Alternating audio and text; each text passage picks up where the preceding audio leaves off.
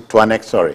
You know, the health of the detained leader of the proscribed Indigenous People of Biafra, IPOB, Nnamdi Kanu, is as demanding as it is critical to the followers of the confined DSS detainee.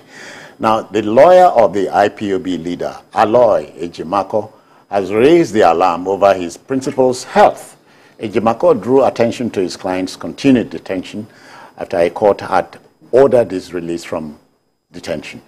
Kanu is said to be suffering from a profuse nose bleeding with a TB patient recently transferred to his cell block. The lawyer, Mr.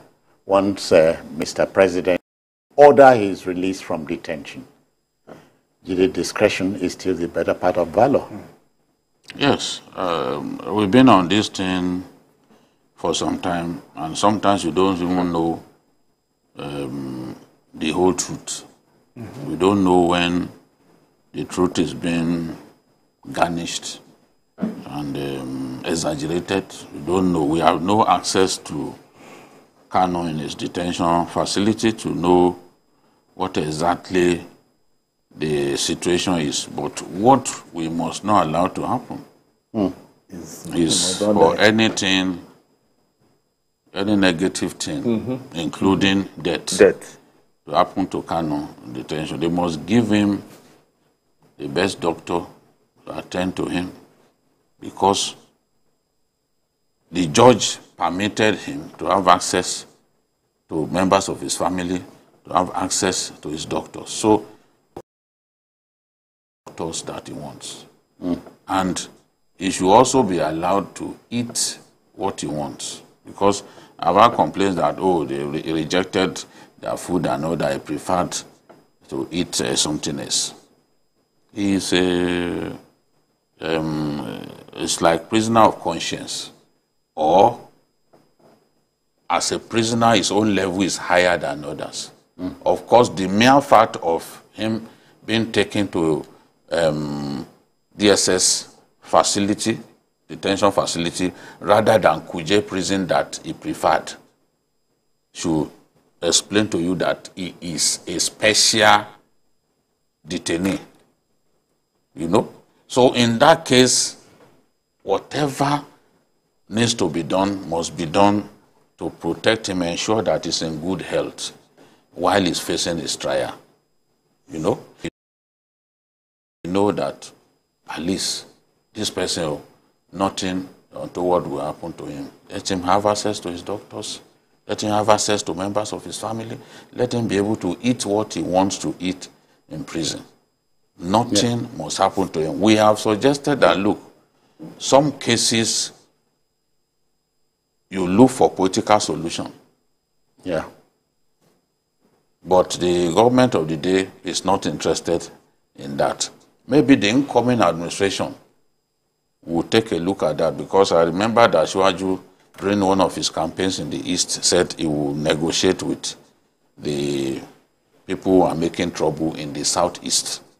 He said that specifically. And in saying that, I want to believe that whatever efforts we are making to achieve peace in the Southeast, Nnamdi Kanu.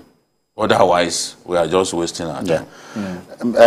Asukwa, you know, we are talking about a political solution. It should not be out of the question. This is crunch time for us. Yeah. Crunch time. Yeah, exactly. Maybe for those who have incarcerated him, they should know that he still holds, even in detention, he still has influence in the Southeast. You know, there are so many people who still respect him, and they are hoping and even praying for him to come back. And they don't want a situation whereby he will come back the way that we are all not thinking. We just don't want to pray for. You understand? Because if he needs the best Medicare at this period, I think the federal government should do everything possible to ensure that he gets it. To stay in the best place, they should do the same thing. We have I don't want to call it a crisis, but the way the country is after this election is making it look as if some people don't want the country to remain one. You understand? So, and we don't want a situation whereby because of one man's, because of one man, we begin to have another crisis on our hands. So what we should just do and appeal to the government is let them make sure that he gets everything that he needs. Yeah. We need him alive. Just like Jide said, I know that all the presidential candidates, they mentioned, okay, fine, we are going to see how we can negotiate, we can talk to him and bring peace in the Southeast. He is one of the people that everybody needs to be a part, to sit on the round table and talk about peace in the Southeast. Yeah, Jide, we'll go on a break very, very shortly. But you remember Samuel Ekpa's distractions came in the course of his being detained. And so dealing with his matter in record time is important here. It's important. And,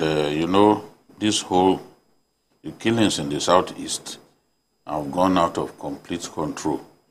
Even IPOB will give instruction, they will not carry it out. IPOB has said no more sit at home on Mondays, except on days that Nnamdi Kanu is brought to court. But it's still being enforced every Monday.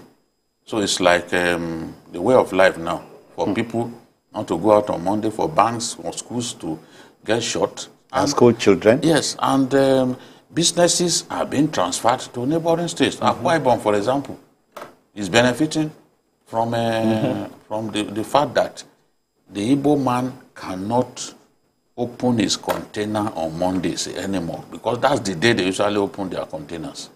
So they are diverting business to neighboring states. Look at a state like Delta, Asaba. Asaba is just a spitting distance to Onitsha.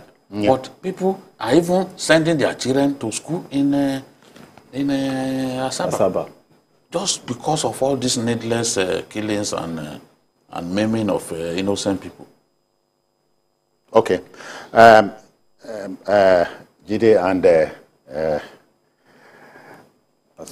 Asukwo, it looks like Adamawa is ready for us any moment now. We should take you there, in a manner of speaking, just so we understand what's going on. So, what more do we say? The debate will continue. Ours is just to help mold opinion. And we are talking about Nnamdi Kanu. His case is not one we throw under the desk just for the fun of it. Okay,